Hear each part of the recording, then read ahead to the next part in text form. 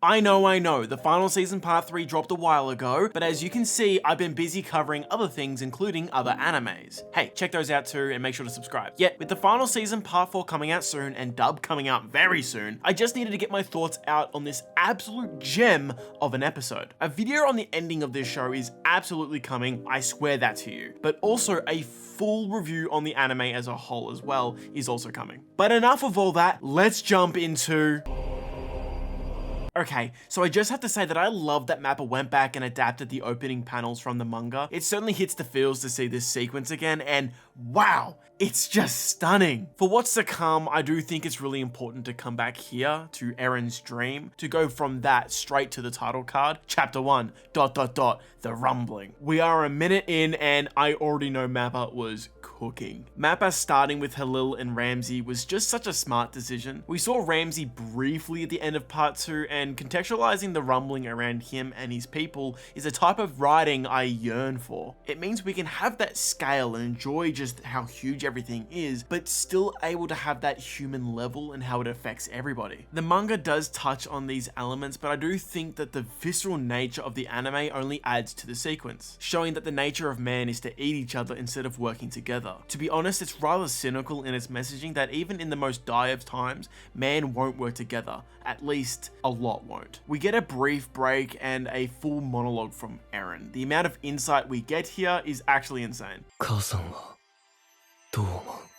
Oh, that just hurt. As someone who has read the entire thing now, I don't want to do a full analysis on the meaning behind every line, as I just feel that can be done far easier once everything is dropped and everything is on the table to talk about. I just love seeing Eren struggle with his memories. To me, it's almost like he's a powerless husk version of Dr. Manhattan, someone who sees everything and has all the power and knowledge that they've dreamed of, yet is powerless in their own autonomy to be actually free. It beckons the question of what actually is true freedom. We see Eren save Ramsey and we reach the iconic I am sorry scene.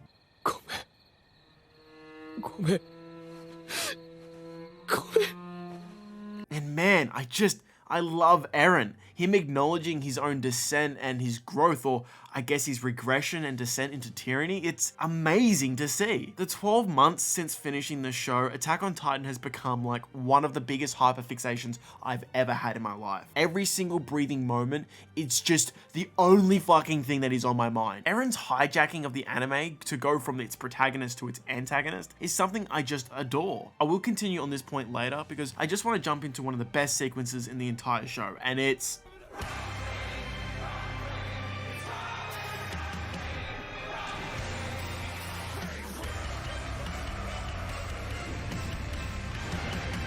Yeah, it's here. For many fans, it's years of waiting, and Mappa did not disappoint. It's brutal, it's visceral, it's powerful. And the juxtaposition of Eren crying that this is what he wanted, he was just disappointed that he wanted to wipe everything away. Oh, I love it. The new renditions of Footsteps of Doom is just so haunting. But now, it's time for...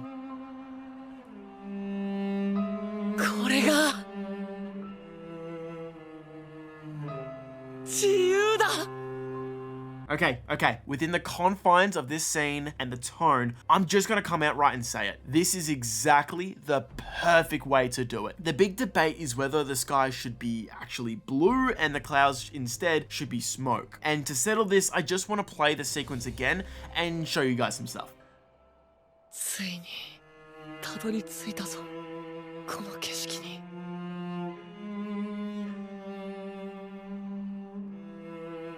Now, I can understand how people can be disappointed that the coloring isn't to what they expected or hoped. I get that. But this is from Eren's point of view. This is how he sees the rumbling, the view. It's one of the things he's dreamed of since he was a kid. And we are shown kid Eren consuming books, and the child Eren is literally in the clouds. He's not 19 here.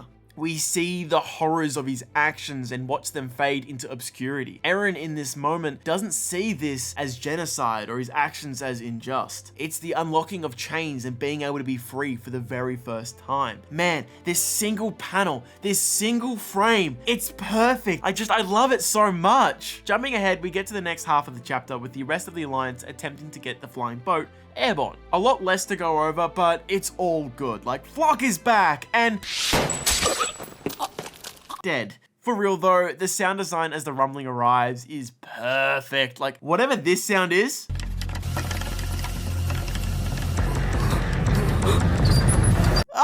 it's so good. Oh God, it's so good. And the second massive thing this episode will be known for, Hange. Man, this hurt. This part specifically is one that I think the anime improves upon the manga tenfold. I enjoyed the manga, but it's passages like this where Hange's sacrifice only gets a few panels. The work she puts in and how she directly saves the rest of the gang isn't as impactful for me as compared to watching the anime. Like, Mappa really just sold me on her sacrifice being this emotional. There is so much to break down here, but I want to save that later for a longer deep dive. I could list 40, 50 small details like the handling of Annie and Armin's relationship and how much I love that, or how Levi just does not want to wave back because he's the GOAT. But I feel that all deserves time that far exceeds the intention of this video. I do have one specific line I want to talk about though, and it leads me to have to say a rather large statement about the show as a whole. No, Attack on Titan does not support fascism. Holy shit, I'm sick of seeing this argument get thrown around. And why I bring this up is, no, Hange's line in this episode does not support this contention either, nor does it support Eren's viewpoint or Zeke's. 認めてください。ジークは敗れた。でも正しかった。2000年に及ぶエルディア人問題の解決策は安楽死計画しかなかったのです。ああ、認めるよ。エレンに何の解決策も希望や未来を示せなかった。私の無力さ。Attack on Titan is known for having complex characters who aren't all knowing deities who can make the correct calls. I say this to say, Attack on Titan is far too complex to be able to say a single line like this is able to confirm something so against the show's messaging. Like, this show is literally just Vinland Saga, but the main character isn't a pacifist, it's a genocidal maniac with just a ton of mummy and daddy issues. I know there's more to it, but you get the point. Also, go watch my Vinland Saga video, please. It's a fucking banger. Anyways, Hange believes that she was not the right person to be put in charge, or at least has doubts, especially when it comes to dealing with Eren. Even in death, she was complaining about it. Like, yeah, it's all here, it's all so overt. And even being like outside of the show, Parody was in such a lose-lose situation. But annihilating the planet isn't the option, and Izuyama is not saying this too. On other socials like TikTok or Twitter, people like to run to me with this statement and saying, well, Charles, as Hange has shown, diplomacy doesn't work, so the rumbling was the only answer. I'm sorry, what? Talking failed, so mass murder is our only resort. Anyways, I just kind of wanted to get that discussion kind of rolling, and that we can potentially talk about that further in my mega review of the show. If there are any interesting threads in the comment sections down below, I might use that as a springboard for the next AOT video, so please let me know your thoughts on the topic, as well as your thoughts on part 3 as a whole. To finish my thoughts on the episode, we still got a fair bit to go. They go to the past briefly, and it's just all set up for the final episode coming soon, and it's all so fucking good. Like, the last 20 or so minutes is just Mappa playing chess and moving all the pieces into positions they need them to be for that last episode. Commander Armin and the squad diving out of plane like it's Warzone was genuinely thrilling. These guys have come so far since season 1, and to think how big the cast was, how ignorant we all were, there was an outside world, that there's Titan shifters that exist, and the meaning behind everything. To work together with people who used to be enemies, like, my stomach had butterflies as everything is left on a cliffhanger as we await that final episode. This is legitimately like a top 10, not 10, maybe top 15 episode of Attack on Titan of all time. Yeah, wow. This show is so good that fighting to get in that top 10 position is